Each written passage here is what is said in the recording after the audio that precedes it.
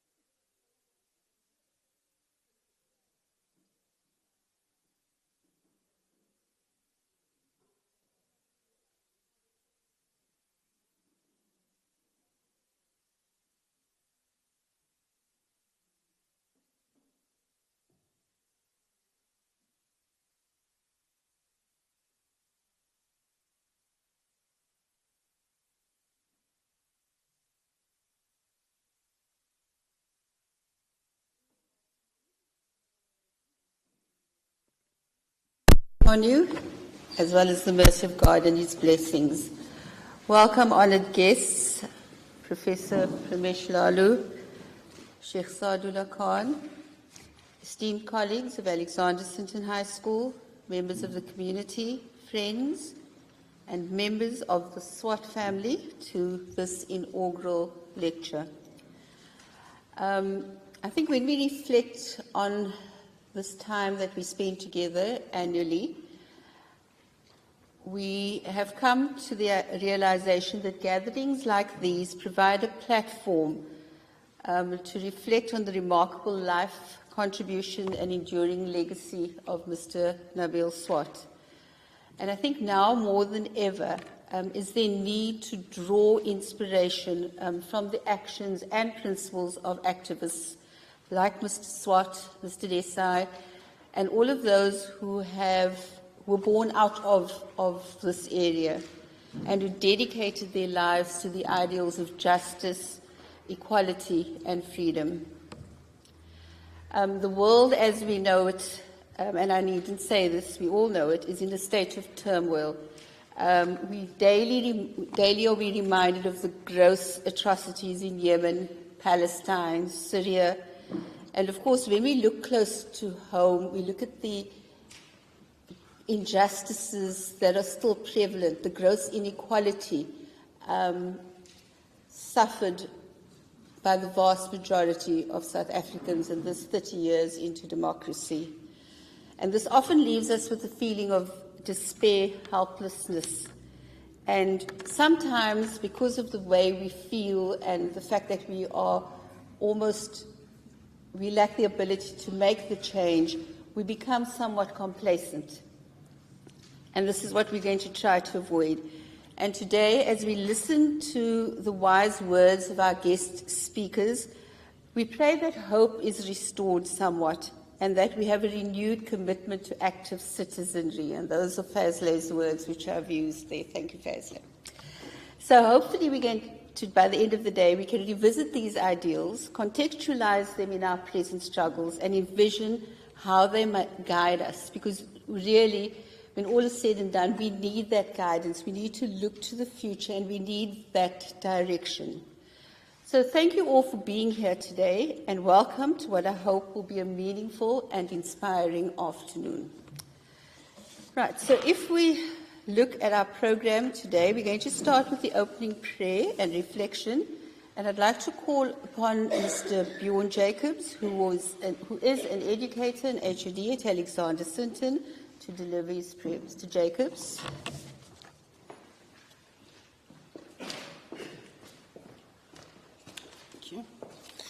Let's pray together.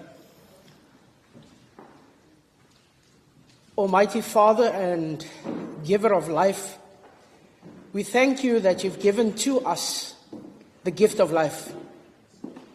We also thank you that you've given to us the gift of remembrance, where we remember fondly our family members, others who have passed on, but also those who have made a mark on history in the life of the school, in the life of his family, and in the life of so many others. We pray that as we reflect on these memories today, that you would give us a sense of hope, a sense of purpose, a sense of knowledge, so that we can battle on in this world together. We pray that our time together would be one of fondness, happy memories, but also one of a serious earnest to do what it is that Nabil Swart wanted to achieve at the school. We pray that you would give us a good time together. In Jesus' name, amen.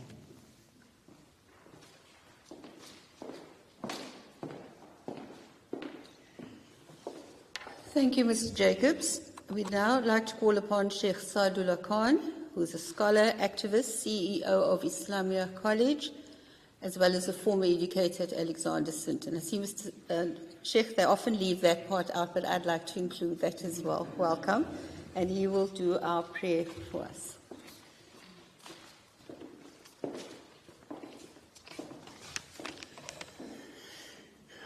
In the name of the Creator, the cherisher of the universe, the benevolent, the most compassionate, I greet you with the universal greeting of peace. May the peace, the mercy, and the blessings of the Almighty be upon each and everyone present here at this auspicious memorial event, commemorating the life of an outstanding educator and a principled revolutionary, Mr. Nabil Swart. I greet you. Assalamu alaikum wa rahmatullah. We are here to pay solemn tribute to hail the memory of a liberation stalwart, a fearless, courageous, anti-apartheid activist, an exemplary mentor, a motivational educator, a resilient revolutionary with a committed soul. In memorializing Nabil Swart, it grants us an opportunity to publicly and collectively appreciate one who walked among us, even in the very corridors of this building. One who displayed uncompromising defiance in the arena of struggle against the injustices of an apartheid system. A struggle in which Mr. Nabil Swart was actually at the forefront, playing an indispensable and an unforgettable role. We are doing this memorial at a time when the Rainbow Nation is seemingly losing its vibrant color. And we thus beseech the Almighty to grant us the decency and the conscience to ensure that the gains made by such selfless struggles is never undone, that our freedom that were won on the blood of heroes like Steve Biko and Imam Harun and the likes is never auctioned off to the highest bidder. We ask the Almighty, accept the efforts of one who was an essential part of our struggle for liberation, freedom and equality, whose story is an integral part of each of our history and all our history, and whose remembrance evokes fond memories and serves as a motivation to continue in the pursuit of justice. May the Almighty accept, may He bless this gathering. Thank you. Assalamu alaikum.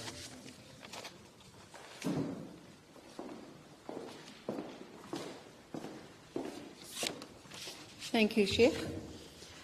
Okay, we'd like to call upon Anastasia Arendse, an ex-student, now the Deputy Principal at Alexander Sinton, to deliver the Principal's address. Ms. Arendse.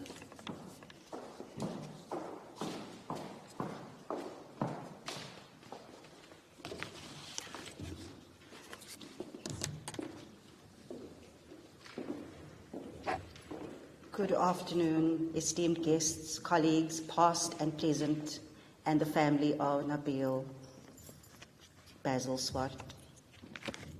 On behalf of the Principal, Ashraf Bade, the staff, and the SGB of Alexander Sinton High School, a very warm welcome to the inaugural Nabil Swart Memorial Lecture for 2024.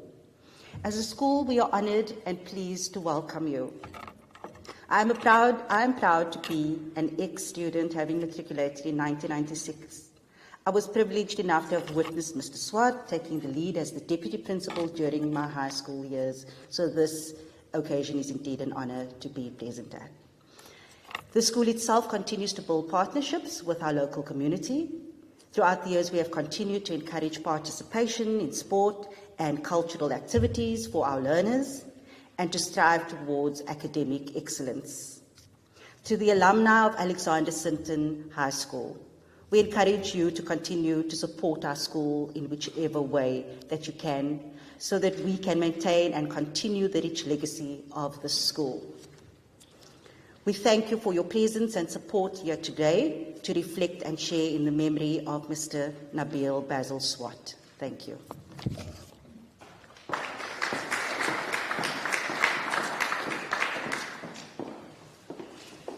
Thank you, Anastasia. Okay, we now would like to call upon Deran Swart, who's also an ex-colleague and the eldest son of Mr. Swart, and he will be introducing to us the annual Nabil Swart Memorial Lecture. Mr. Swart, Deran.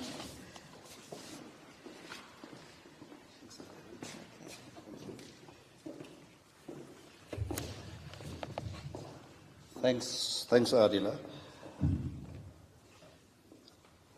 Greetings of peace to everybody. I'm glad to see that we have many in the audience and many online. And you might be wondering why I'm walking around with this big black book. It's actually my father's big black book, where he kept notes and his budget and whatever, and I've been using it since last year when we actually planned the memorial on his birthday, the 19th of November. And we'd just like to maybe apologize for the lateness of this event. We wanted to have it earlier in the year, and but it's been a hectic year, I must say. For me personally, I've had an op on the back and a violent break-in with tragic consequences at our house, and then I was involved in a conference at UWC, and then I had to go to Ghana for another conference. It's been hectic, but we actually want to appreciate the contribution of the school and their commitment to actually partner with the Swart family and actually make this event happen. And the reason why we are doing this is because if we do not actually look after our own history, no one else is going to look after it. If we don't celebrate our own local heroes, whoever they are, no one is going to do it for us. And I think this small initiative that we are taking as a family and as the broader Sinton community, we want to again set the standard, set the direction for others to follow in the true Sinton way. And it's a challenge that we put out there to all other communities, that find your local heroes, find your history, celebrate your history, and keep it alive. And I think this is what we're trying to do with this initiative.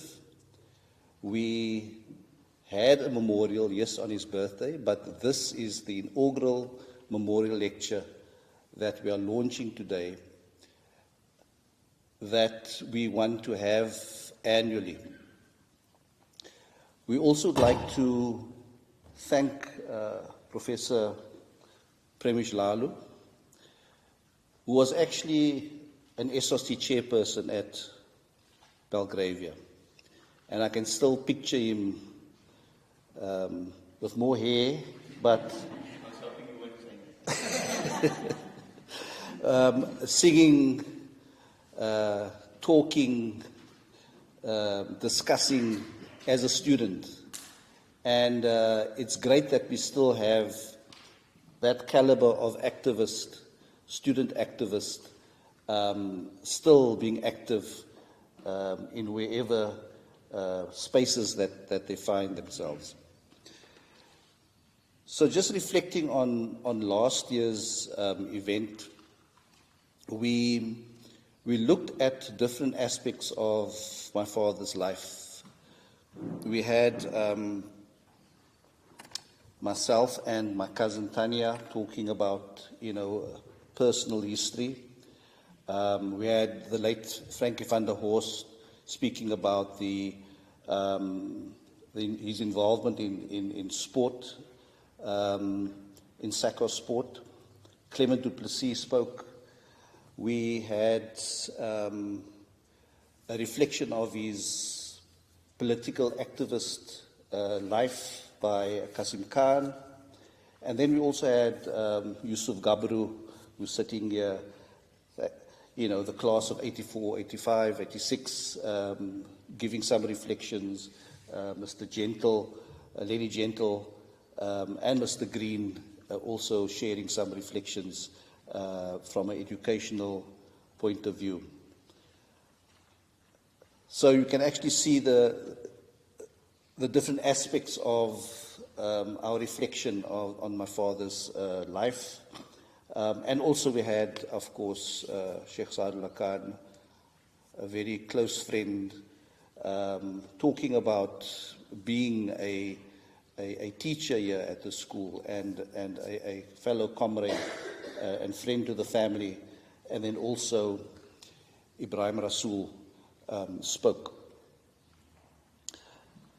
And just thinking back on that time,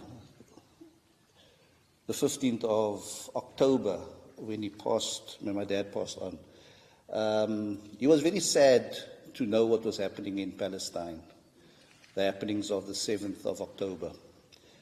And maybe it was a blessing in disguise, really, for him to depart and not actually witness the ongoing genocide that is still happening.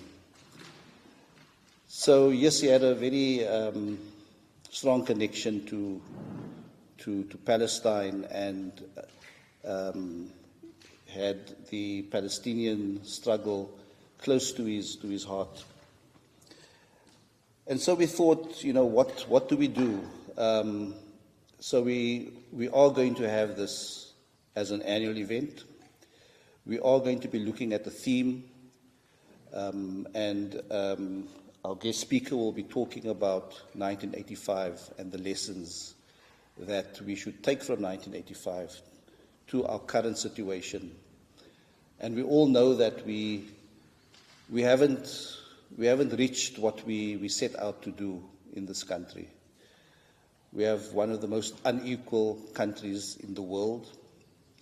We have rampant unemployment, rampant poverty, and things are not going as we envisaged. And we have to reflect on where we are and take those lessons from the past and see how we can actually still have hope and remain active citizens. And you don't have to be a well-known activist to actually, cause change within your area of control. I think we are all activists, and we can all make a difference in our lives and other people's lives. So I'd like to also thank the school for agreeing on this initiative and partnering with us. It is really great to see how the school actually celebrates history and celebrates, the way that the foyer was named after my father. The school is, this hall is named after Mr. Desai. And I think it's also great that we have a recording of this event, because there are many more people, the scholars, those with connections to Sinton, and just everybody can actually benefit from the initiatives that we are starting here. I'd just like to add that we have had lots of messages of support, and many people actually wanted to be here today. Dr. Imtiaz Suleiman, he wanted to leave a family event and actually come down to be with us today, but he would have gotten into big trouble with his family. Trevor Manuel, an ex-detainee from Victor Verster with my father in Section A. He also wanted to be here, and he sent his best wishes. Ibrahim Rasool, as we said, was a teacher here who spoke last year. He also is on his way to America as ambassador there. And also Judge Desai wanted to be here as well, but he also had a conflicting engagement. So just with those few words, I'd just like to thank everybody for being here, and we hope that we will see you next year, and we'll keep you informed about the plans for next year. Thank you.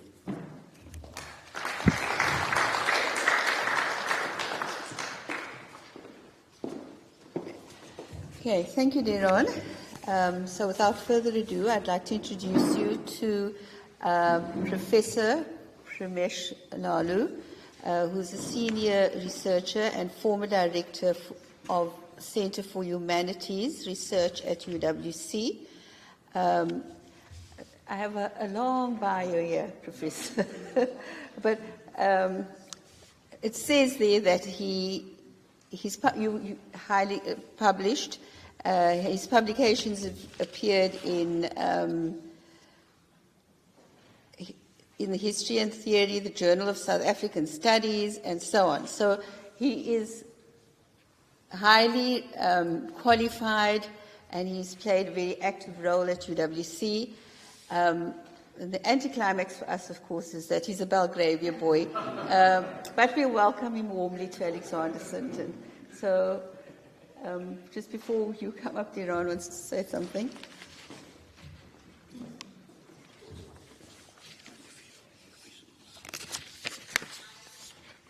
Oh. Okay, do we have our song first before we... Okay, can we continue with that? We'll give Professor a few minutes more.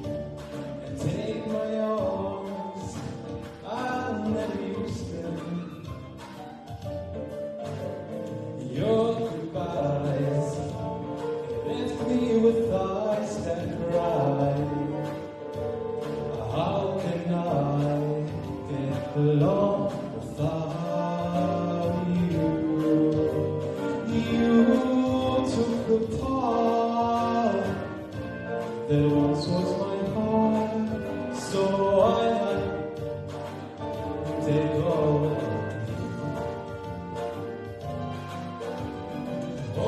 of me. Why not take all of me? Can't you see I'm a mess without you? Take my lips, I want to use them, and take my arms, I'll never use them. Your thighs, they left me with eyes that cry. How can I get along without you? You took the part that once was my heart, so I take all of me.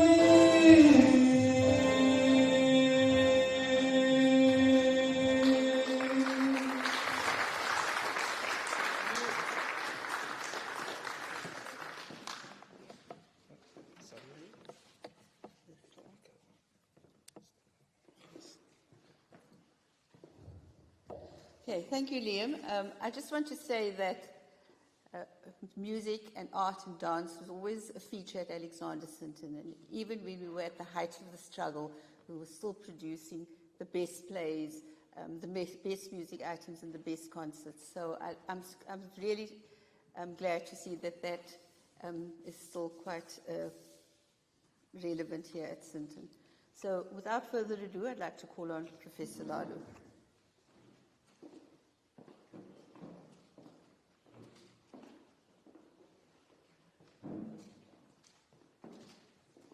Thank you so much, Mr. Mingo. That is going to be a hard act to follow. I'm glad they asked you to sing and not me.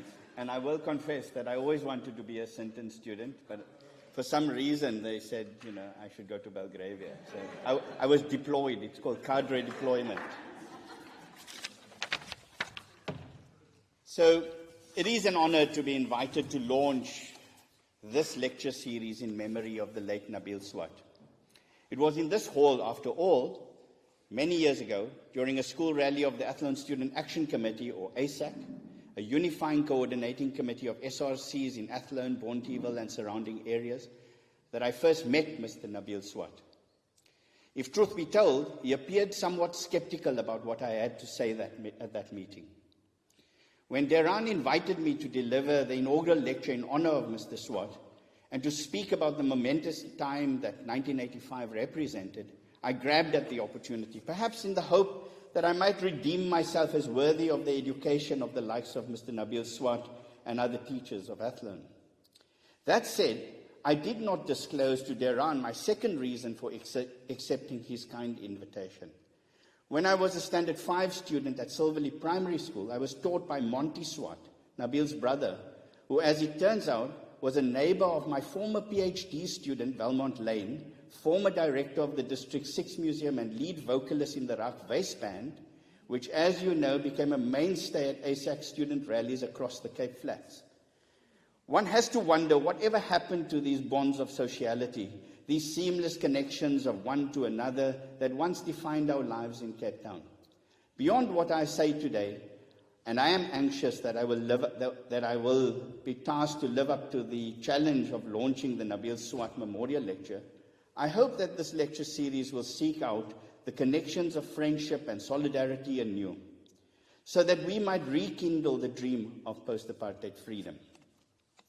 Before delving into the topic of understanding 1985, I would like to use this opportunity to single out a few from the generation of 1985 at Athlone High Schools, who dared to dream a future beyond apartheid. At Alexander Sinton, Ayub Sayed, Ishtiaq Amin, Francois Marais, Ali Mills, Farnaz Daniels, and Hussein Kaji. At Oaklands, Mawada Adonis, Rautan Pra, Andre Marais, and Ian Peterson. At Belgravia, Rashida Nkunkumana, formerly known as Rashida Labans, Peter Williams, Grant January, Faisal Slamang, Mukesh Vassan, At Rylands High, Faisal Ernest, Salim Patel, Rajesh Bula, Tanya and Zubin Naidu, and Zuren Pillay. At Spesbona, the late Mark Lockman. At St. Columbus, Robbie Waterwich and Robbie van Niekerk. And Garlandale, Pahisha Solomons, and Eleanor Mocky. I will be remiss not to mention the students of the joint SRCs, Lolo Mkonto, Stembele and Daba, Nikita Vasi, who literally inducted many of us into the rigors of political thought. Someday we will have to compile a more comprehensive list of the generation of 1985 who offered us a glimpse into a future beyond apartheid. Now we must use the time available for more important matters of understanding 1985. I begin with an injunction. History matters. Lurking beneath this injunction is a more pressing need to understand how history comes to matter, or more appropriately, how can it be made to matter? As one who has battled with this question for many years, I will say that the matter of history is, well, no small matter, especially when we consider that the historian's craft lies in the ability to align the beginning of a story with its ends. As most historians will confess, however, the attempt to align beginnings and ends in narrative often discloses the most pressing discontinuities between the past and the present. This has proven to be the case with the history of apartheid and the birth of the post-apartheid freedom, where the uncertainty about the meaning of apartheid has weighed heavily on our ability to mobilize the resources of the imagination necessary for bringing its story to a close. This is not for want of trying. As we all realize now, despite the TRC's best efforts to seek a redemptive end to apartheid, an end that would end in a fantasy of reconciliation, apartheid continues to haunt our present in ways that was difficult to anticipate. Perhaps the problem lies in our inability to properly grasp the meaning of apartheid in a way that will bring its narrative to a close. This was one of the major questions confronting students in 1985, especially as they discovered something that was unaccounted for in the struggle against apartheid that threatened to turn the dream of post-apartheid freedom into a nightmare. The debate about liberation before education and education before liberation is the most precise example of the confusion in which the generation of 1985 found themselves. You will recall that the debate on education and liberation severely affected relations among students, parents, and teachers, all of whom were united in their quest to overcome apartheid, but equally divided on how best to achieve this goal. For educators like Nabil Swart and so many others, also for students and parents, the protracted struggles of 1985 produced its fair amount of anxiety, especially when the daunting prospect of facing a future without the necessary foundations in education was placed in balance. From the perspective of an educator, the struggles that the students had embarked upon must have appeared understandable but equally dangerous. One thing is certain, the movement that spread through high schools in 1985 was not a product of spontaneity. A widespread suspicion about the cosmetic changes of the tricameral parliament in the early 1980s served as a precursor for uniting parents, teachers, and students around education struggles. The call to action in the Western Cape was decided at a meeting of SRC chairpersons from a cross-section of high schools in the Western Cape to express solidarity with students in 36 magisterial districts in other parts of South Africa that had been subjected to a state of emergency. And a national conference of the Congress of South African Students in Durban in 1984 introduced delegates from Cape Town to the plight of students elsewhere in the country. Unlike 1976 and 1980, where schools' boycott served to secure short-term demands, the eruption of 1985 was inspired by a national student movement about the dangerous structure of education in South Africa. Compared to 1976 and 1980, students in 1985 opted to think about the political stakes of education rather than succumbing to promises of reform of aspects of the educational system. The emergence of this movement has been carefully laid out in an essay titled Action, Comrades, Action, Street Sociology and Pavement Politics in Cape Town, 1985, by the renowned historian Colin Bundy. More than simply narrate the rise of student militancy, Bundy suggests that a weak analysis of apartheid encouraged the tendency among students towards immediatism, expressed through acts of desperation in the place of adequately understanding societal forces. Immediatism suggests that the students were not sufficiently intellectually savvy for the task they had taken upon themselves. For many years, I felt personally aggrieved by Bundy's argument as a participant in that student movement. I've made it my life's work to overturn the view that the student movement was driven by a sense of immediatism and by a lack of political imagination and intellectual prowess. The evidence for leveling this charge by Bundy, which mainly comes from an ASAC pamphlet declaring that the apartheid state was on its knees, seemed to undermine what 1985 represented historically. In retrospect, I will concede, though, that Bundy had a point worthy of our attention. Beyond the triumphalist claims, the movement of 1985 largely failed to achieve its goals. Its search for an education that would answer the desire for post-apartheid freedom was abandoned as students returned to classes in 1986 at the urging of the National Education Crisis Committee.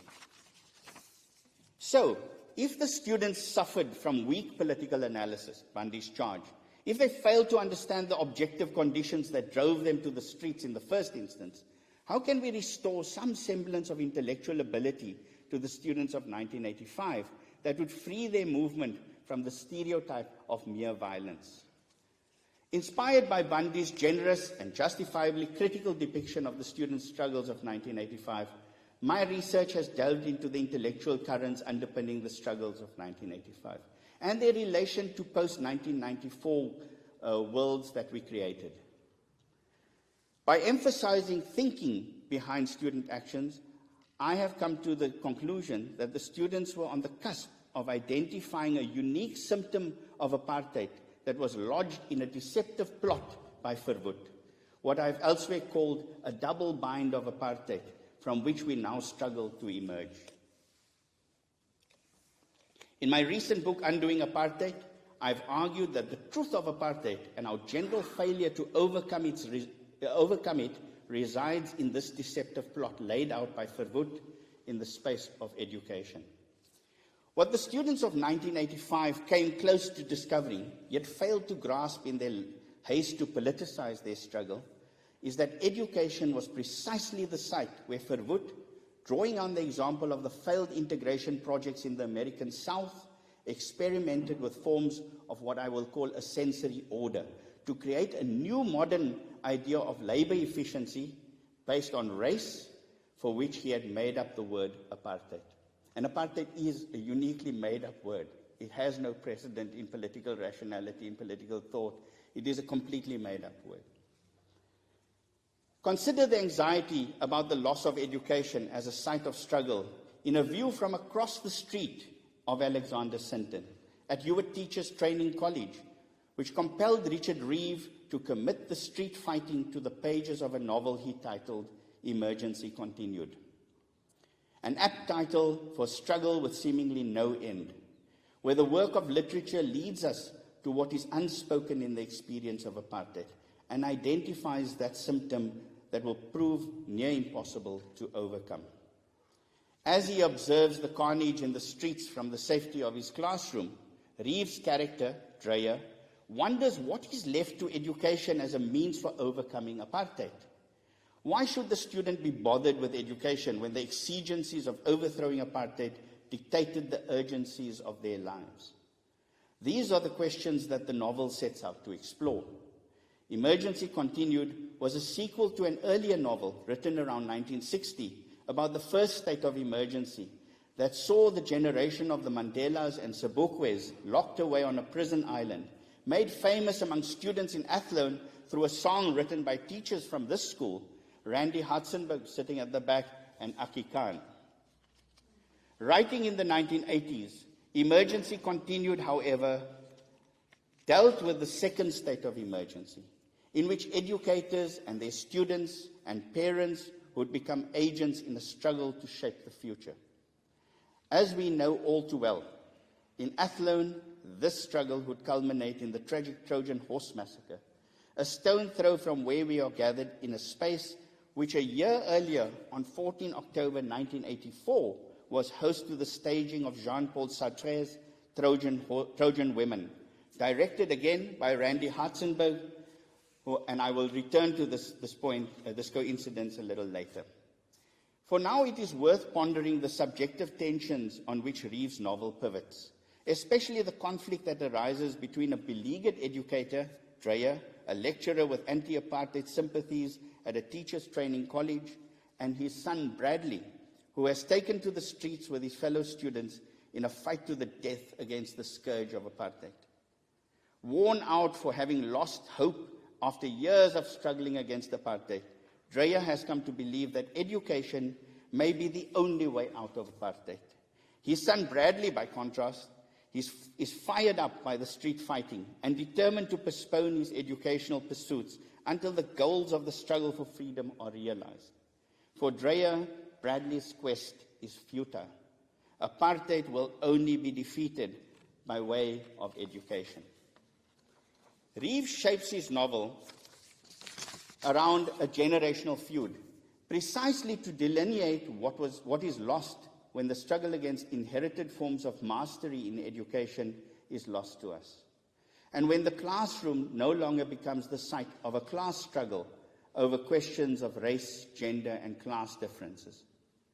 Much like the sympathy towards the plight of students expressed by educators like Nabil Swart, Reeve grapples with the meaning of education in the midst of street fighting on the edges of the classroom, in the streets, where the mythic violence of state power acts on the very desire for a life-affirming education.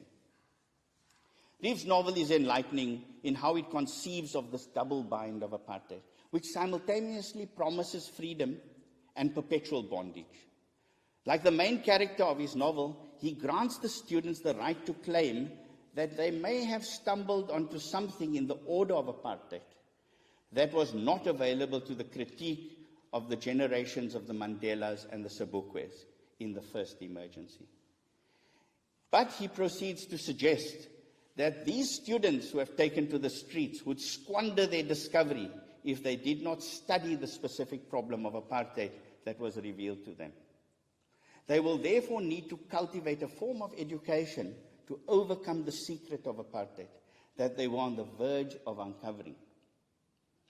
The kind of education to which Reeve gestures is thus not one that returns us to state-sanctioned scripts of gutter education. Remember that phrase. His notion of education takes its cue from the streets and brushes up against the deceptive plot of petty apartheid, an exercise of a seemingly banal, everyday form of apartheid that proved indispensable to augment the structural changes brought about by grand apartheid. And it's really this combination of grand and petty apartheid that I argue was the double bind that students found themselves in 1985. Like the good teacher that he was, Reeve credits this surprise discovery to the problem of petty apartheid, and he attributes it to the students. It was they who discovered that apartheid education in the guise of petty apartheid was a trap with huge social consequences for the future. They exposed the fiction that apartheid could not be reformed through group representation in the form of tricameralism, and exposed it as a cosmetic change that was intended to create not only the conditions for a continued emergency, but a permanent emergency, a condition that would secure the permanence of apartheid as a macro-political structure of modern power. By neglecting the specifically educational dimensions of that struggle, the opportunity to dismantle apartheid at the level of its everyday operation was sadly neglected. Unfortunately, what the students lost sight of was how important the struggle around education really was in undoing apartheid. Reeve's critique of the students is that they failed to understand that petty apartheid was an assault on the senses that required a form of education to overturn its effects.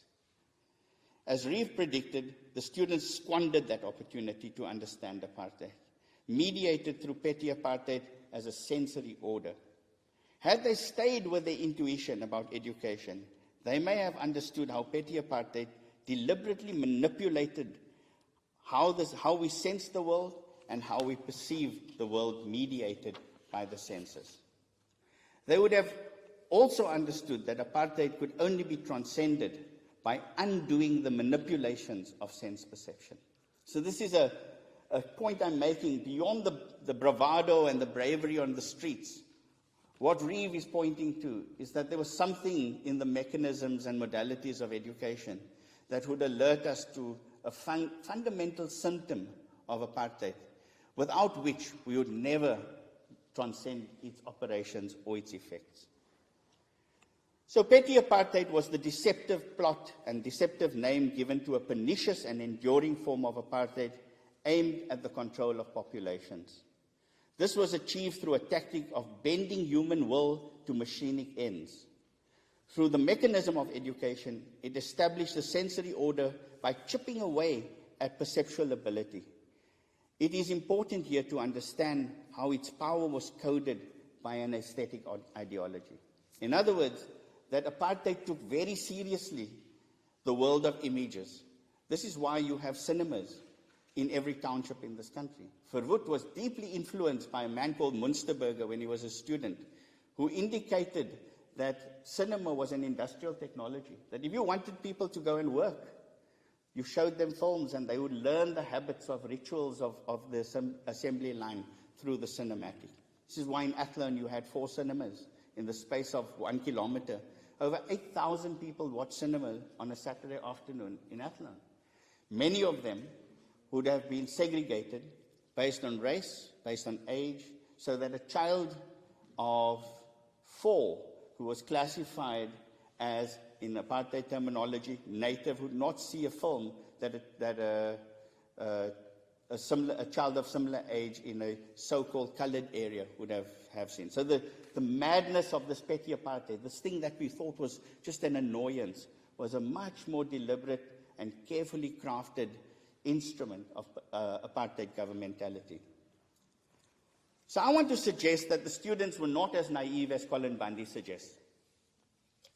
Some of us were. We went to Belgravia rather than Sinton. We made choices that weren't, but mostly we were not that as naive as Bundy suggests, and that we were not as immediatist as he proposes in that wonderful essay called Action, Comrades, Action, Street Sociology, Pavement Politics in Athlone.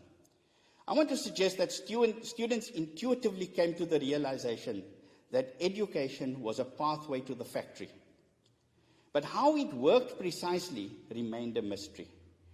If they had studied the problem as Reeve's character Dreyer proposes, they may have found a form of apartheid that would persist long after apartheid was buried. They would have understood petty apartheid as a project that defined a racialized concept of labor set to the rhythms of machine life, wielding unsuspecting technological instruments like the cinema and television to cultivate habits and addictions, much like the apparatus that Charlie Chaplin lampoons in his mockery of life lived according to the rhythms of an assembly line. If Chaplin's slapstick is extended to South Africa, apartheid would resemble a 20th century sensory order that sought to create machine men and machine women. We do ourselves no favor in neglecting the role that knowledge played in fostering petty apartheid. Petty apartheid was the product of an early 20th century science called psychotechnics or psychophysics in the US, in which Verwoerd received his doctoral education in the early 1900s. Its effects have now morphed into more capacious discourses of neoliberalism for which we seem educationally ill-prepared. If the image does not form for you, consider the colloquial name for the discipline that supported the rise of petty apartheid: nerve mechanics. Petty apartheid transformed the whole of society into a laboratory of some experimental psychology. Its beginnings can be traced to an experimental psychology laboratory established by R.W. Wilcox at Stellenbosch University, modeled on Wilhelm Wundt's lab in Leipzig in Germany in 1870. There, in the early 1900s, Verwoerd undertook his studies in experimental psychology on the question of the blunting of emotions and the stages of cultural development. What appeared to be a natural development that tried to link human consciousness to the revolutions in thermodynamics and communication technologies in the disciplines of physics later enabled Verwoerd to build his science of the administration of populations. In this schema, the poor white was given the resources for cultural individuation. The so-called native was constituted as a group identity, as ethnic, racial, or by degrees of servitude. As a group identity, the native question was resolved by turning a part of the population into mechanized forms of life and labor, or what we might today call a racialized form of immaterial labor. In other words, you were subjected to mere servitude, and the abolition of the Masters and Servants Act in 1840 is the protracted consequence that Verwoerd was extending in the model of apartheid that he administered. What is crucial here is that the youth of 1985 understood that they were the most recent subjects of this mass deception, trapped in the geographies of apartheid while provided with the speed of images of a world to which they had no access. Much like Stephen Spender's poem, An Elementary Classroom in a Slum. They knew that education was proving to be a mere conduit to an already faltering factory system, but they failed to understand how to exit the problem that was confronting them. To some, the only hope lay in a struggle to the death. For others, education at least provided a slight chance of escape. Without being able to name the problem, they had stumbled upon a game of sense perception and the terrifying prospects of forever being enfolded into the machinery of apartheid through its double binds of grand and petty apartheid. Unlike the traumas of forced removals faced by their parents, they were confronted by a dead end encountered in the classroom, where their teachers were being forced to teach what they themselves did not desire.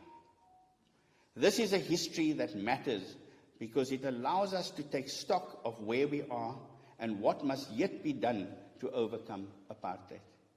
Let me return to the staging of Jean-Paul Sartre's Trojan Women in 1984, 1 year to the day before that fateful Trojan horse massacre in what you now call and this play that took place in what you now call the Khalid Desai Hall.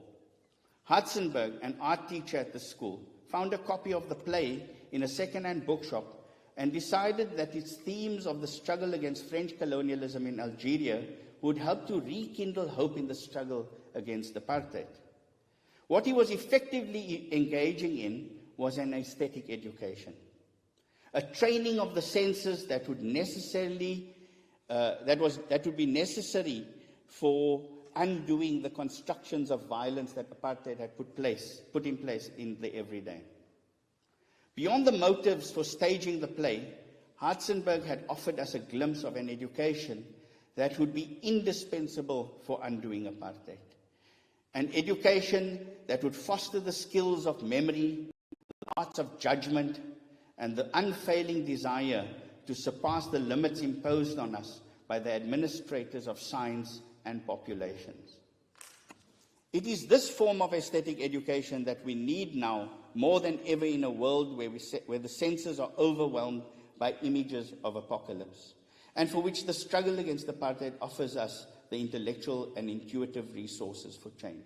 In fact, I would go as far as saying that it is only an aesthetic education that can help us to undo apartheid in a manner that would allow for us to transcend its scripts that we inherit. In this respect, the students of 1985 may yet have given us a gift of intellection and imagination with which we may remake the world after the catastrophes of apartheid, not only here, but elsewhere too. Now, there are many examples of an aesthetic intervention in the Western Cape, but also nationally. If you think about the Community Arts Project, where large numbers of black artists were trained in this country because they were not allowed access to institutions of privilege. We won't mention any names. We know that we have an agreement here. But these institutions refuse large numbers of black artists to enter arts education. Yet on the edges of the city, in Chapel Street, amidst the ruins of a District 6 that had been destroyed, the Community Arts Project taught a generation of artists on how to give form to the struggle against apartheid. And I want to emphasize that without that form, there would be no struggle against apartheid. Yet today, we discard the aesthetic as a serious site of engagement with what apartheid had given us.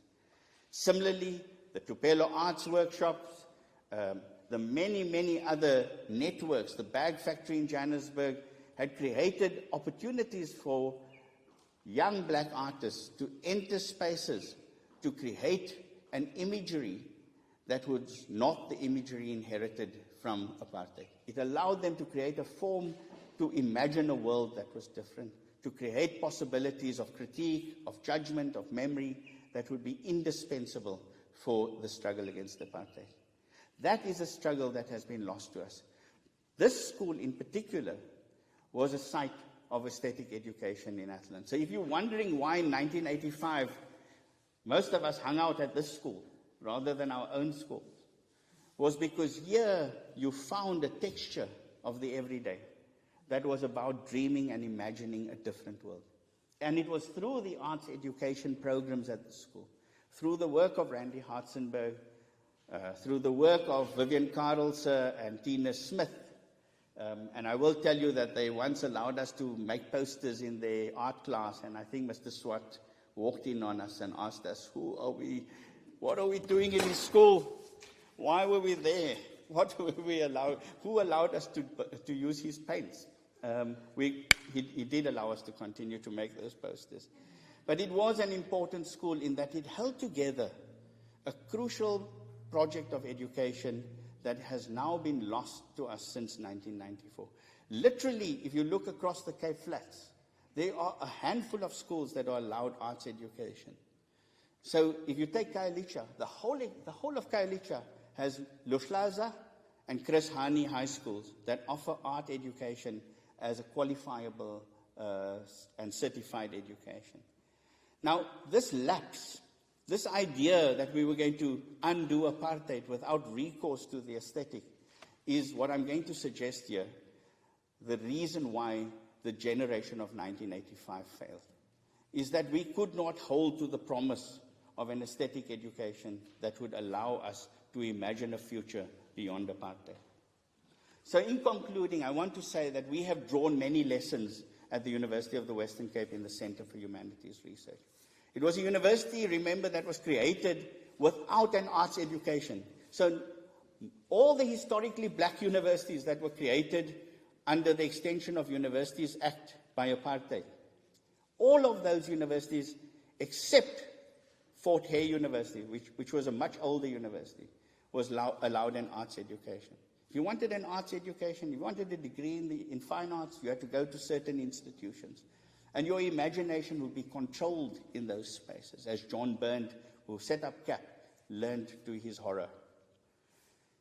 So what we have done is to try and institute an argument about an aesthetic education as fundamental to the work of undoing apartheid in a bid to transcend its horrors and its inheritances. And at UWC, if you don't mind me holding forth on this a little bit, we've created what's called the Iyatsiba Lab. The Iyatsiba in Xhosa means it is jumping. And it's an opportunity to allow for knowledge to jump from one field to another to produce a surprise. In the same way that the revolution of physics in the 1800s worked with knowledge jumping from physics to biology to produce the surprise of evolution. What we are arguing is that we need a new model of education, an aesthetic education, that would be fundamental to the work of overcoming apartheid through undoing its sensory order. The Iyatsiba Lab now hosts a number of projects formed around movement. And so for the first time, the historically black university has a space in the city. But it has connected with the rural town of Barrydale. And through a large-scale puppetry production project with Handspring Puppet Company, the world-renowned Handspring Puppet Company, who were makers of the Warhorse, allowed for youth to move between rural area and urban area. And a simple matter of putting an object into a conversation in Barrydale has resulted in the recruitment of over 85 young people into higher education from that region. Between 1994 and 2010, not a single student from that region entered higher education. So we're suggesting that movement becomes an important way to conceive of an arts education. It's movement through and in thought. And it is through the moving image, through the moving object, through the sound systems of jazz, that we begin to orchestrate other ways of being in the world. So my plea to you then is to think about why this school is more important in the history of 1985 than we care to admit. That it offered us more than simply the dead ends of apartheid as the problem. It also gave us an opportunity to think about how to exit the scripts of apartheid.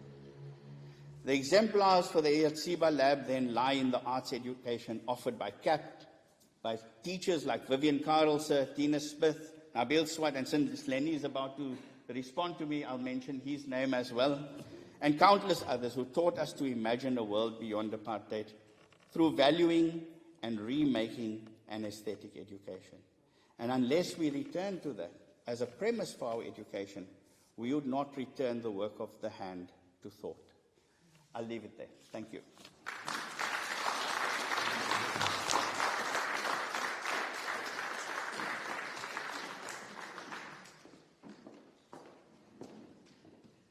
Okay, I'd like to call on Lenny Gentle, who's been waiting patiently for his response, and he will also take questions from the floor. Mr. Gentle.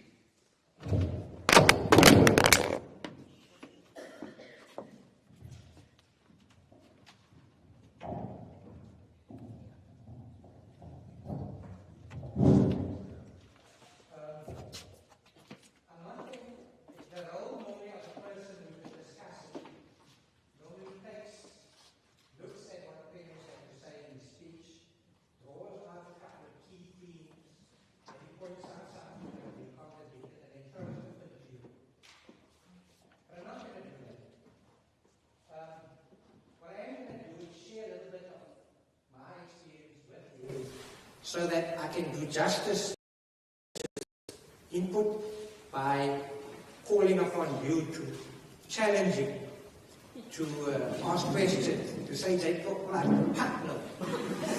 That's the kind of thing that we want from you. So I'm a different type of discussion in that sense.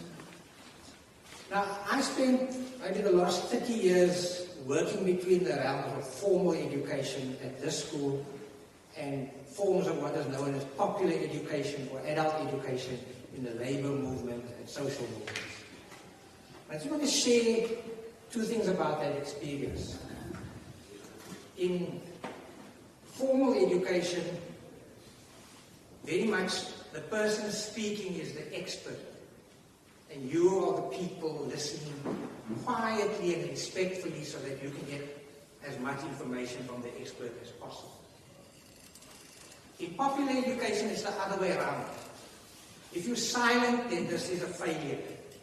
You must be fidgety, you must get up and walk around and challenge and stop in the middle of something and say that you don't believe anything that has been said. That's a successful popular education methodology. Now, I'm not trying to say that the one is better than the other, because I've worked in both of those spheres. In my case, in the formal education sphere, it was in the sciences, because I was a physics and maths teacher. And of all the so-called school subjects, those subjects least apparently lend themselves to this interactiveness, because there is a sense in which I'm a so-called expert at physics, and so you must quietly listen to this. So I tried, even as a formal teacher, to break that down, and there's some of my ex-students who can confirm that, by repudiating even physics, that science is not exact either.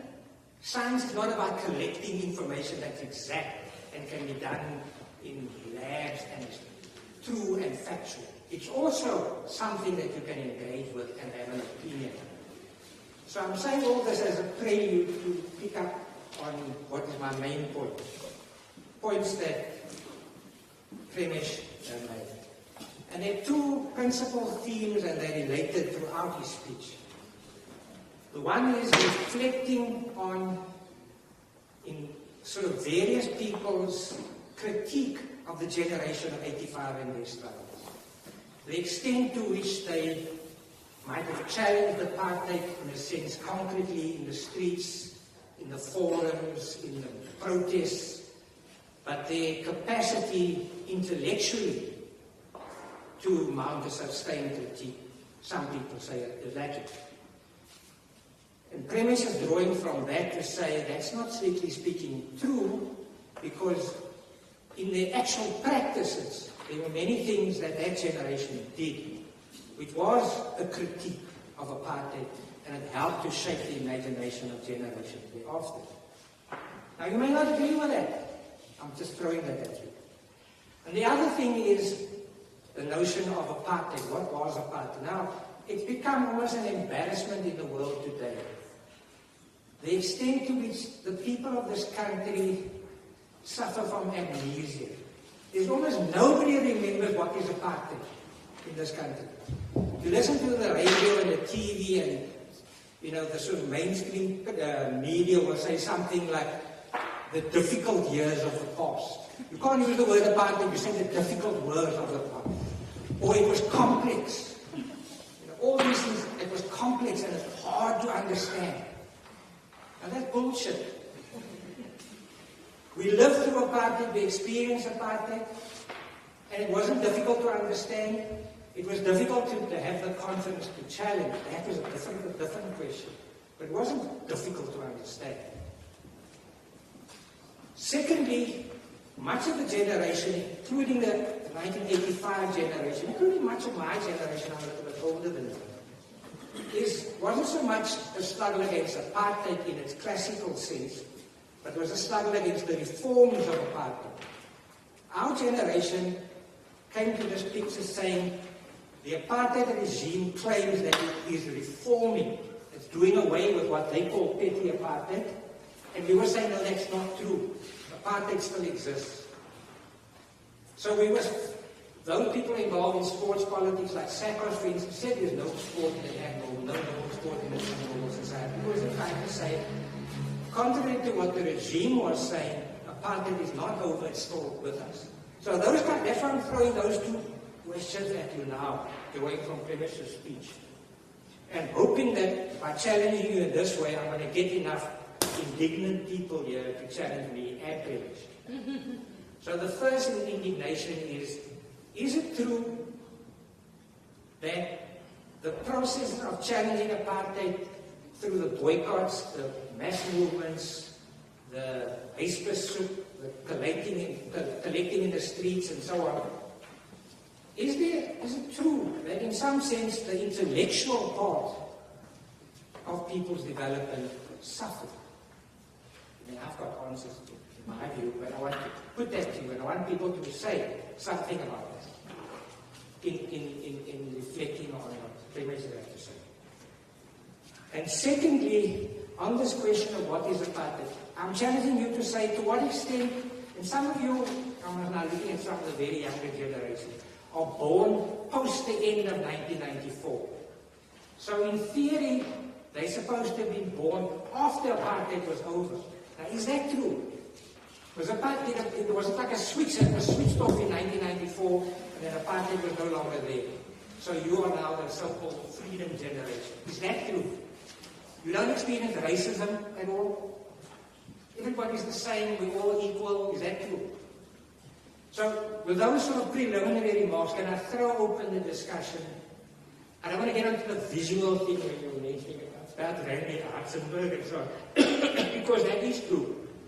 But maybe there are other ways of wanting to express how we can develop a kind of post-apartheid, a consciousness of the possibilities of a new society. Is it through the visuality, the visualness of things, or is it tactile stuff? Or even, as I'm hoping that Jason would have to say, something to do with the remainder theorem, so that we can bring in the sciences also into it. Anyway, over to you, and please, my appeal is ask a question, raise a challenge, say something. Let's have it. Because if this is going to be an annual lecture, then we want it to be something that people look forward to, because something has been troubling them, and here's an opportunity to come to an event where you can put your views and your challenges and pose questions and learn something. Over to you.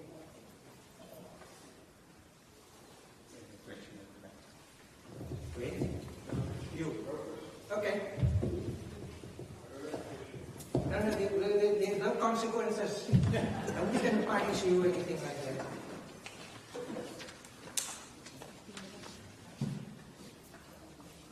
Okay, I have a question. Yeah. Shall I stand? Yeah. Can you use the mic, please? I think you're being recorded, so be careful what you say.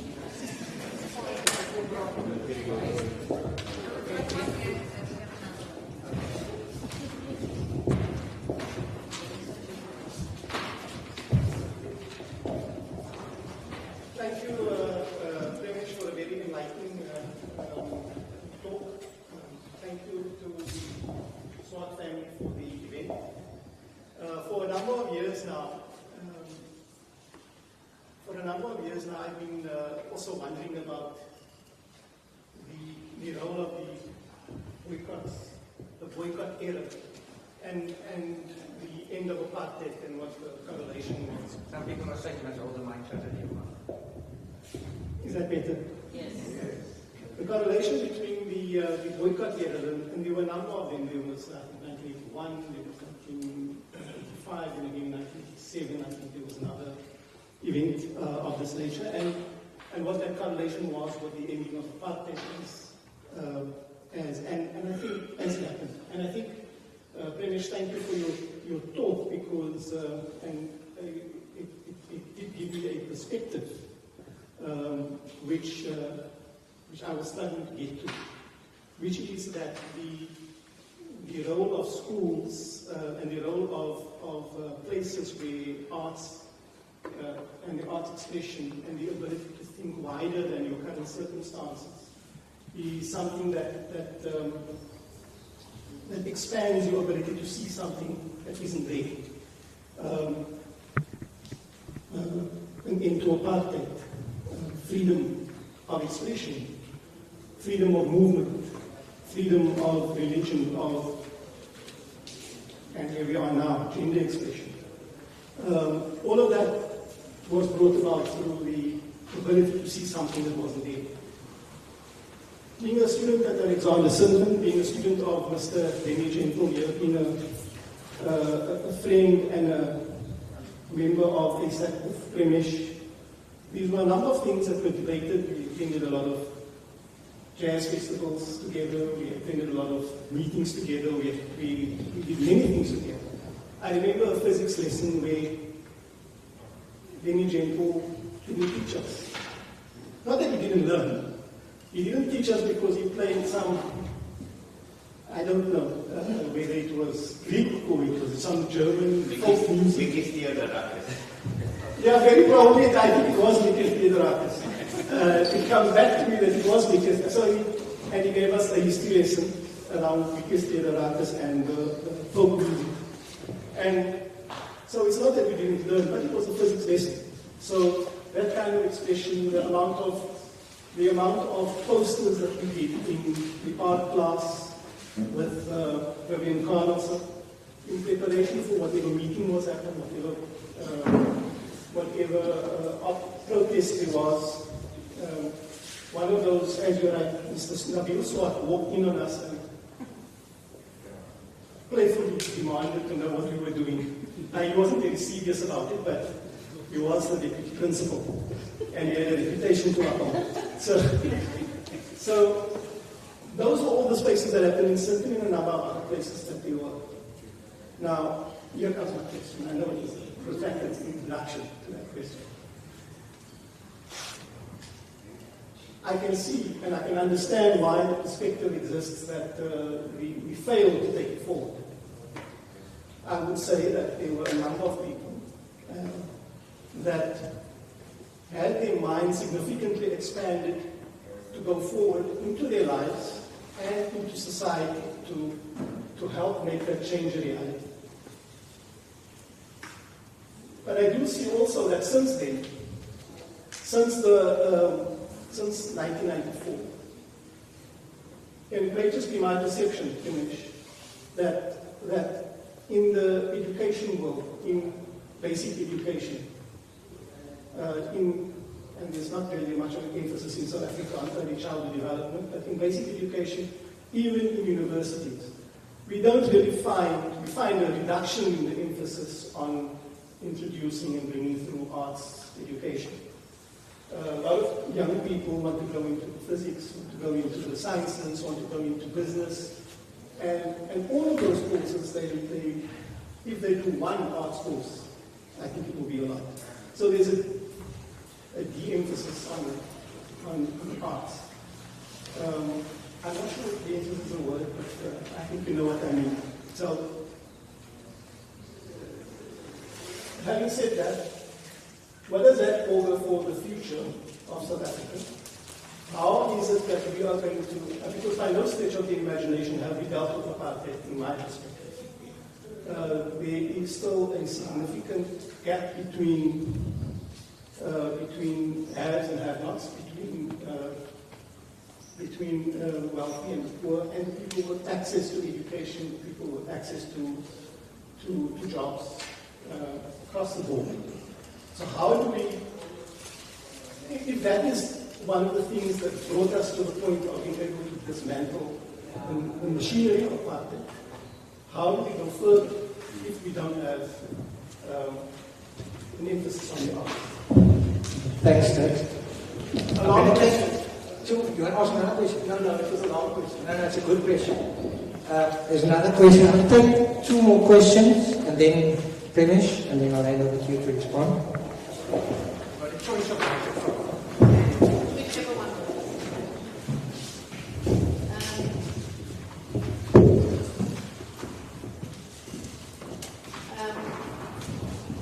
My name's Georgie. I started high school in 1985. I was 12. But it wasn't one of the schools that was Methodist. It was Livingston. And we were aware at the time that we were not, that we were considered to be different, because we were slightly more critical of, I suppose, the idea that you should put, or what we thought that, it wasn't the stance that we took that we should put liberation before education. So whenever we had to debate about whether we should have partake in the stayaways or the boycotts, there was a lot of debate going. And if we did come across kids from other schools, we were well aware that we were perceived differently. But when I was 12, I didn't know much. Didn't know what was going on. My sister was at Sinton. She was arrested. She was more involved. We had the physical distance, being in Claremont, also, being part of a slightly different culture. A few weeks ago, I was actually writing to someone who was South Afrikaans, older than me, and at the time we were going through what we were going through, he was in the army, So I wrote to him, and I, for the first time, tried to remember those years, because I haven't really. And, probably may happen the older I get. And I would like, I actually would like some access to literature and speak, I would like to speak to people who would tell me more about what was happening at the time. But I was telling him about Livingston, and I was telling him about how different we were and how, we did boycott in 85, and we did miss out on a lot of school, and we did have to vote on whether we were going to repeat that year. And as someone who sort of, I wasn't top of the class, but I, had my schedule, I knew when I wanted to finish high school. And despite that, I voted to repeat the year, because I thought, that's the principled stance to take. And to our great relief, the school the following year, in 1986, decided that we were going to spend the first 3 months repeating the previous year and we'd be promoted. So we didn't lose out on a year. I have friends who are at other schools, SP, who they didn't feel that conflict. So they said, they didn't want to mess up on anything. But there was always a conflict. But okay, my point is, I would like to know how Livingston was perceived by people outside of Livingston. But then the other thing about aesthetics, we live in a society, we live in a country where aesthetics are not priority. It's not specific to this community. I felt that alienation as a teenager. Living in a country, not only living in the Cape Flats, but living in a country where people don't value the arts. So if we actually imagine something else, I don't think we should be too hard on ourselves. Thank you. Okay, thank you. That's very kind. I mean, I also don't think we should be too hard on ourselves. We didn't create this impossibility of apartheid. But just to say that Livingston was part of ASAC. Junaid Afuji and Faisal Domalingam were... Livingston was part of ASAC. Faisal Domalingam and Junaid Afuji were actually representatives of Livingston High on the ASAC, in the ASAC forum. It was a loosely convened convening committee of events around the student movement at the time. I do want to say there were very many different views, even in a body like ASAC. And, it also cut across class lines. So if you went to, say, Bridgetown High, you'd find very different perspectives. The urgency of having to complete a matric in Bridgetown is far greater than a student with access to resources in more middle-class areas like where we are. So these were tensions and dynamics that had to be dealt with. And I would urge you to read Richard Reeves' Emergency Continuum. It's not a great work of poetics. I'm sorry for all the Richard Reeves kind of students here. But what it does do, it opens this question about what is unforeseen in a struggle. And every struggle has something that is unforeseen. Even the most personal struggles that we engage in, there's always an unforeseen. And that unforeseen might have a greater bearing on how we choose to engage in that struggle. So what Reeve does in that book is to say that the students have stumbled on something. But they're going to squander what they've, as I was saying, what they've discovered if they do not study the problem. I think we thought we were very great, much like Donald Trump does these days in America, but we had no clue what force we were dealing with in the problem of apartheid. And what I've done over the years is to try and return to that moment to think more carefully, firstly about the name, the Trojan Horse, which comes to us from a Greek tragedy, written by a blind and illiterate poet, given the name of a massacre in Athlone. I mean, to think the Trojan Horse as that deception, that work of deception. So apartheid always had this quality of deception. The word the Greeks had for it in theatre was apathy, which sounds very much like apartheid. Apathy means it's not a deception of a misstatement, or it's not when someone leads you into a trap. It's actually when people are so close that they trick each other and one takes control over another person and so on. So that's a long way to say that movement is so complex. More complex than what you had in 1976 and 1980, I want to suggest. Because in those movements, you had very specific demands. 76 was about Afrikaans. 80, it was largely formed around student worker alliances, the Red Meat boycott, Wilson Roundtree, and so on. But 85 took on the structure of education, without fully grasping what education had been deployed to do by the apartheid state. And it was only in the midst of that struggle that things become available to us that we could honestly say we did not understand. So we're in the midst of a struggle where the unforeseen becomes a bigger and bigger feature of your daily struggle. That said, the work on 85 also preempts what we find after 1994. And I'm saying that the inability to resolve the question of education has now come to haunt the entire social form of the post-apartheid. So I'm saying this with deep sense of seriousness because Verwoerd was not simply engaged in a project of segregation. He was engaged in a new discipline called psychophysics or psychotechnics. There's a book that's come out in the US by Erika Freckwell called Sensory Experiments.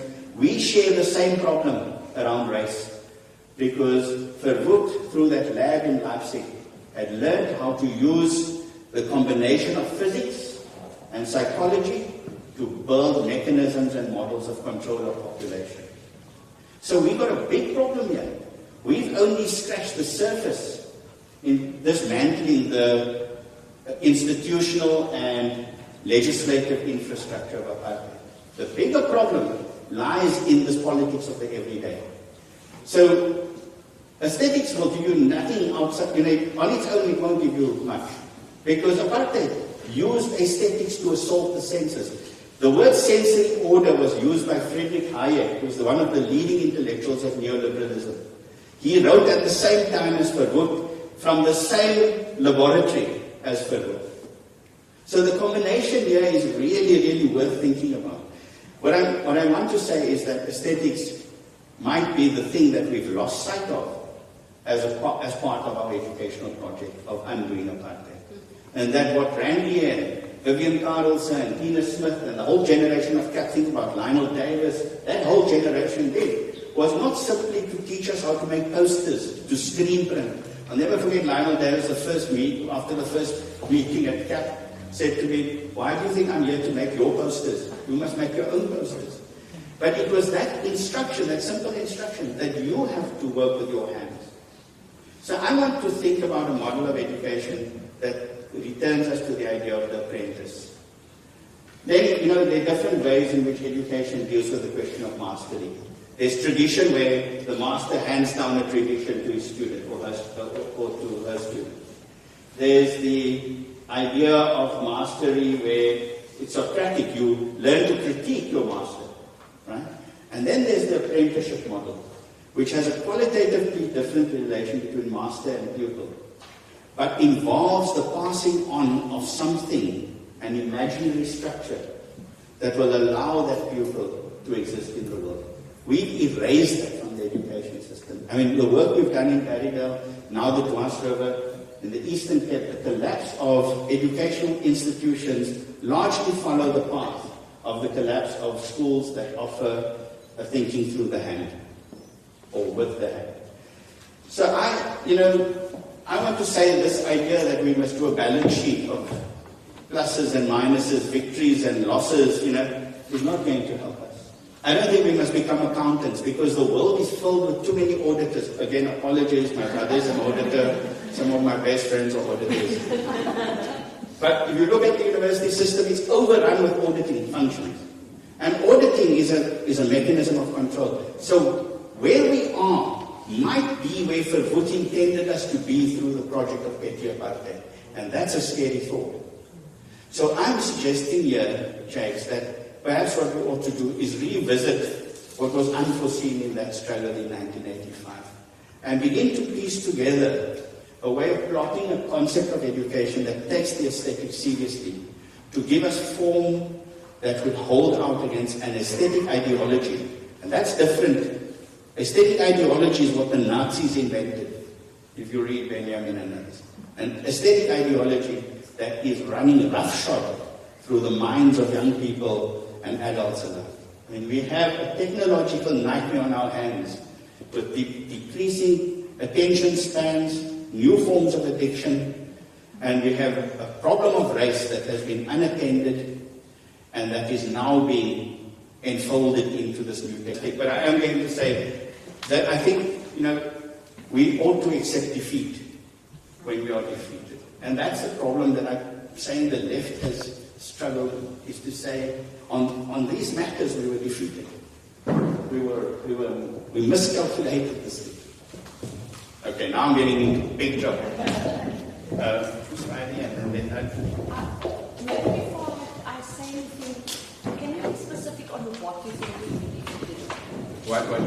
What will be defeated on? So, yeah, I mean, it's a great question. I mean, what will we defeated on? I would say firstly that all the all the demands that the students put forward in 1986, and don't forget, these like long debates about what is the short-term demand, what is the long-term demand, is the end of the state of emergency a short-term or long-term demand. At the end of 86, there had been large-scale exhaustion in the student ranks. And the Soweto Parent Crisis Committee meeting in December was adamant that students return to class because on the Vaal Triangle, students hadn't been to class for 3 years. So the demands that were set by students were not met. But the second thing is that what I'm suggesting is that if students had set out to structurally alter the conditions of education in 1985, that question is still with us today. So it's not defeat in a permanent sense. It is that unless we address this question, we will be defeated. Because this is a question, the question of education, that we suspended in the moment of this twilight struggle that we were engaged in the streets, not only of this neighborhood, but Guguletu, Langa, right through the length and breadth of this country. So again, when we pose that question, the tendency is to say, what are the, how can we say successes and victories and defeats, and we do an audit of it. I'm saying that relative to where we set out, what we wanted to do in the struggle on education, we may not have, fulfilled the promise of that moment. Yeah, I'm not going to disagree with that. Thank you. From where we set out, I was a high school student in the southern suburbs. I apologize. Livingston and South Peninsula. No, I was literally deployed at a point to Lotus Secondary, which was run by, at the time, our principal was Ahmad Ajam. He had come off from an island in the 70s, and we had a faculty there of progressive teachers, but no student body. And so being active in KEICO and in the student movement, we were saying, well, we need people to organize at that school. So off I went, much to the horror of my parents. So I want to sort of say a few things. The one thing is, were we intellectually worse off? Did we suffer intellectually for taking to the streets and trying to overthrow the regime in that quest to kind of really, initially first to change education. So maybe the first thing I want to say is that at some point and certainly for me in those 5 years, at some point what we were doing changed. It was no longer about changing education. It was about toppling the state and changing the entire system in which education was being delivered, and it was just one part of the problem. And so that's why I asked, where did we fail? Because I think we were incredibly successful in our contribution to overthrowing the state. It worked hand in hand with the efforts that were being implemented by people in MK and the ANC in exile. And I think if we didn't have those three things working, plus the workers, those four things, if we didn't have all of that working in such close but chaotic cooperation, I'm not sure we would have been even able to be having this debate. Yes. So your point is well taken. Yeah. So I don't think we must evaluate what our success outside of the broader context in which we were operating. What I'm saying is that, you see, in that moment where there's a displacement of the attention of the student movement to the object of the state, and there was a huge debate, firstly, on what that state resembled, and what was its form, what was the name, all of that stuff. The question of education receded as a site within which a certain reading of apartheid became possible. And it's the failure to read apartheid through the intricacies of what had been set up in the space of education. And you will recall that we, since the 1900s, have had the most substantial intellectual traditions on the question of colonialism and race. So you think about Solplaatje, Cholamateke, Esemolema. I mean, these are generations, but also, the way in which imperial forms took hold of it. What we lost sight of, and I've been going back to Plaatje. Molema is very inspirational for me. He was a medical doctor, Silas Moderi Molema, first Treasury General of the ANC in the 1920s. His book on the question of race is really one of the most profound statements about understanding that something new was on the horizon. So up to the 1800s, after slavery, the idea was that we would overcome slavery through education. The descendants of slaves, and Du Bois and Booker T. Washington understood this, would emerge as free based on education. In the 1900s, that group of intellectuals, particularly in the South here, realized that this was going nowhere, that there was a new condition of race on the horizon that was materialized later as fascism. So I'm saying that, it's what lies ahead, and that's what jazz taught us. So Abdullah Ibrahim, I'll just tell you this one story. It tells me the story about how people on the Cape Flats never spoke about going to see a double feature. They always said they're going to the movies to see a double future. And I always said that's a great idea, that, you see things twice. And you think about the idea of seeing things twice, is you see what is coming. So our students in 85 were intuitively prepared for what was coming. They were ending up, and their pamphlets written on this, they were going to end up as slaves on the factory floor. And I'm saying that that's the struggle, in some sense, that we lost sight of, when the kind of grand political gesture replaced what people in the townships would call a smaller Nyana set of questions around education. So I'm asking for what was less dramatic. And was there something in what was less dramatic that we might want to return to? Miss Friday, my biology teacher from school, sir, and I did very badly. So I hope she's not going to recall that. Extra gravy, yes. Yes. And I would badmouth you.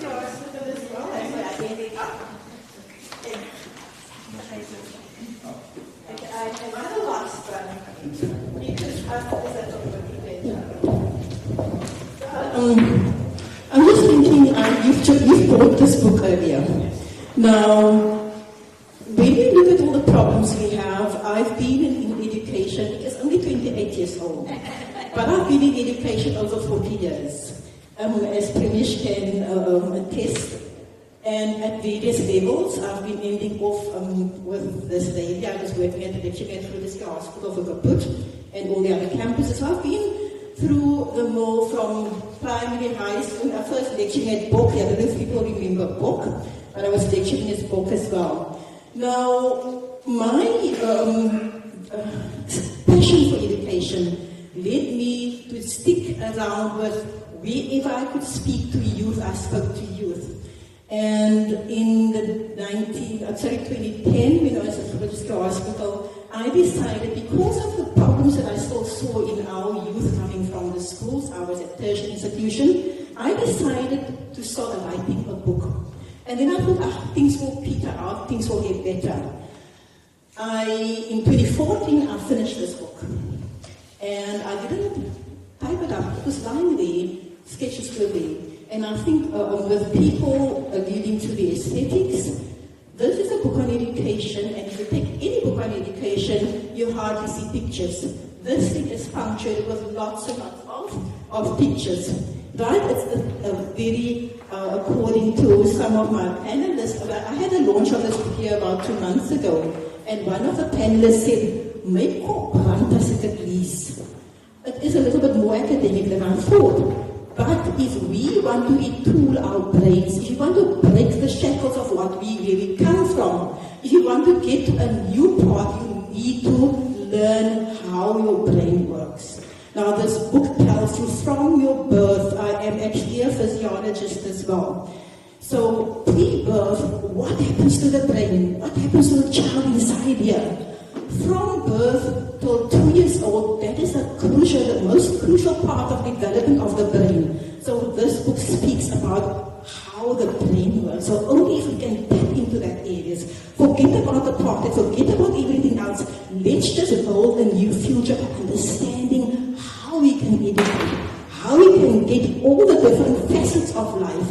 And I think it's youth like these that spurred me, because I was going to do a website on education, and the kids told me when I was on travel last year, you must know, do a YouTube channel. So I actually have TikTok and a YouTube channel, a lot of it on education. That's where the youth gets into. So we need to tap in what they want. Now again, I'm only 28, closer to these people than anybody else, and I work with that kind of stuff. Right? It's important that we be able to tap in, and I'm not saying forget the past, but we need to build that future for the future generations. And I'm so promoting, is the organizers of these things? I'm so promoting this premiere. Is it okay? But actually, I'm telling you, it is working from intrauterine. If you understand how that brain develops. I've studied education for decades. And the only book that I have, I've got books from, I actually spent a semester at Harvard Project Zero, where they do with cognitive education. Nothing of the sort I've found anywhere. So I've decided, put it down as a physiologist, as a psychologist, as a biology teacher, as a cognitive education specialist. Put it in the book and let people teach themselves. It's available for parents, teachers, or anybody else. Get a grip on yourself and build our own lives further. Thank you so much.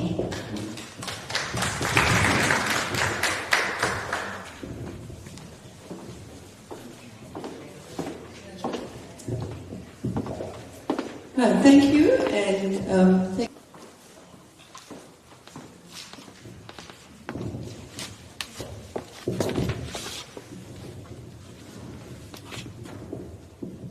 Good afternoon, ladies and gentlemen, and esteemed guests. On behalf of the RCL and the Nabil Swart Committee, I would just like to say thank you for your meeting today. I feel like we learned a lot through this lecture, and I feel like we have definitely been enlightened by the debate. The first thing I want to say is, I just want to give an gratitude to Mr. Ponte, our principal, Deputy Principal, Ms. Arlington, and sitting staff for supporting this wonderful event. The support staff management for preparing this hall for us to be sitting here and enjoying our event here.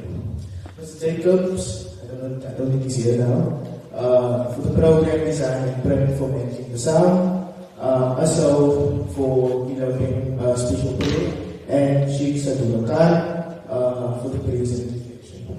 Professor Premish Lalu for the time up here today to enlighten us today. Our wonderful and talented soloist Ian Caswell from our Sinton Music Department for showcasing his talent, and Ms. Angela Domingo, ex-principal of Alexander Sinton and University for this event. I would like to say thank you to Lady Jito for his valuable and enlightening input. Ms. Bell, our ex-deputy principal, for tireless work behind the scenes. Dewan Swart, the son of Nabil Swart, for his presentation and for championing this amazing initiative. SGP, Ms. Colby, for coordinating the Nabil catering for us. And Hassan Abdullah, ex-Sinton student, for organizing the live stream, for making us able to branch out this initiative.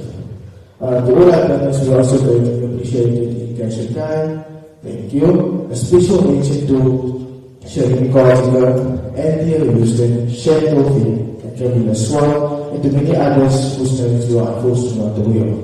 To the family of Mr. Nabil Swart, for your continuous effort to keep the wonderful and strengthening link to the Sinton community and its amazing legacy alive. Thank you.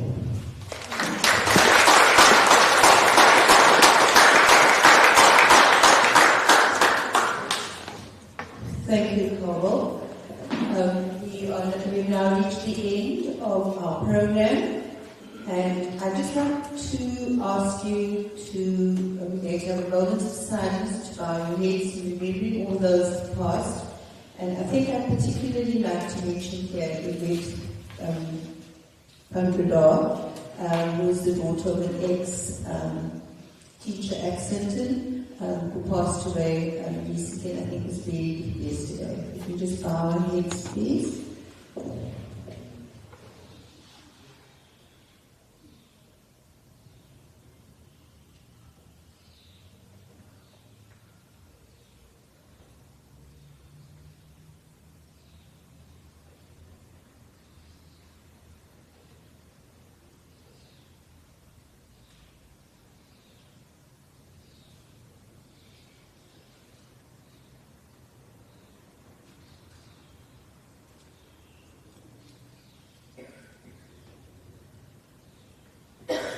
Thank you.